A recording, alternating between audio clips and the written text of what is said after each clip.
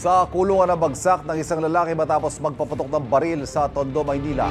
Ang nakainom na suspect nagsisisi raw sa kanyang nagawa. Lagi una ka sa balita ni Jomer Apresto, exclusive. Kuha ito sa bahagi ng Santo Niño Street sa Tondo, Maynila kahapon ng umaga. Makikita sa CCTV na biglang nagtakbuhan ang mga residente.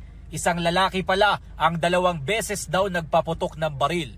Sa initial investigation, siya ay lasing, kaya siya nagpaputok ng baril. Problema na ng barangay ito pagka nalalasing, nagwawala. Kaya ngayon nagpaputok na siya, kaya hinuli na siya.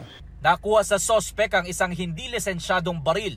Ayon sa pulisya, patuloy nilang inaalam kung meron bang tinamaan ng ligaw na bala.